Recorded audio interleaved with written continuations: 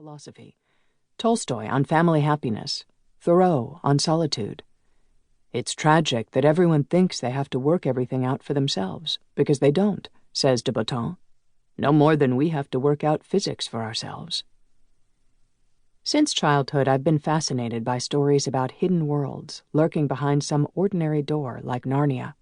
The School of Life seemed magical that way, tucked across the street from a place that sold Union Jack umbrellas, a number of which I bought and then forgot in pubs all over central London. Above the dark blue door, stenciled yellow letters promised good ideas for everyday life. Inside, the requisite bookstore was airy and light, customers murmuring in English and Japanese, someone gently placing the lid on a china teapot. It was the way I wanted things to be in my head. I promptly bought a Utopia candle, inspired by Thoreau's Walden Pond, with a top note of wild berries, and a psychoanalytic pencil set, each one engraved with a psychological term, for example, defense mechanism. It was a boutique of self-help, and I was grooving on it. I couldn't pass up How to Develop Emotional Health, 141 pages long and pop art pink with one upturned curve on the cover. Look again and you realize it's a smile. This is the school's brand of wink-wink, nudge-nudge message. We know that you know it's ridiculous to think a book that's half an inch thick could tell you everything about how to develop emotional health. But we know you wish it could. We wish it could too. The absurdity of it all. Together, we'll figure out what we can. Even the teachers embodied this roll-up-your-sleeves whimsy. Kathy, who said her creative muse had the fearlessness of Vivian Westwood and the patience of Mr. Miyagi from The Karate Kid. John Paul, who spent a year making his own clothes and wrote a book about it called Sew Your Own. As for the attendees, they ran the gamut. Tattooed creative types, young mothers, 30-ish guys in football jerseys, pillowy older ladies whom I hoped would call me Ducky. I've always been privately appalled by group therapy. All those judgmental strangers in chairs circled like one of the descending rings of hell. However, at the School of Life, I found my fellow students funny and charming, prone to saying things like, "People with a high degree of self-mastery and self-knowledge. I envy those bastards." In How to Stay Calm, everyone shared the triggers of their anxiety and rage, like transatlantic flights, or the ex-husband who's an absolute knob.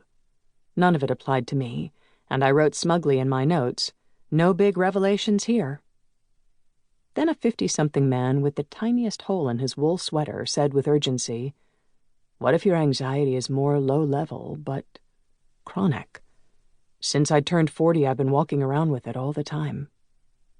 I sat up straighter then. I knew this song by heart. It's not that I'm constantly agonizing over the passing of time. It's more intermittent than that. I'll just be looking into a mirror with my head tilted a tiny bit, and I'll see it. The skin that pulls at the hollow of my neck, so thin and delicate that I might as well be made of gauze. Then the fear slips up from behind and puts me in a chokehold. But when I look around at the bright world with its crisp edges, everyone is joking about wrinkles, each passing birthday that, hardy-har, beats the alternative. It was a balm to see another human being carrying the same burden I did, this middle manager type who could be standing behind me in a sandwich line.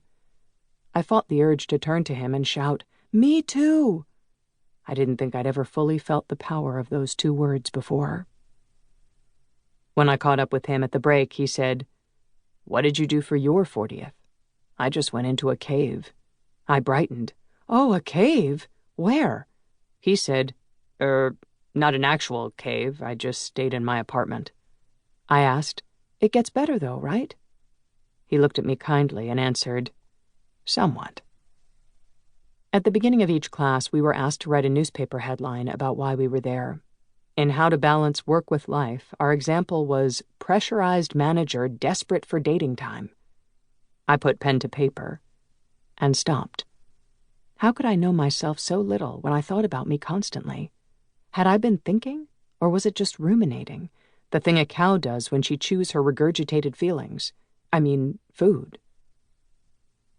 The truth was, I had a secret shame. In all those self-help books I read, I never did the exercises.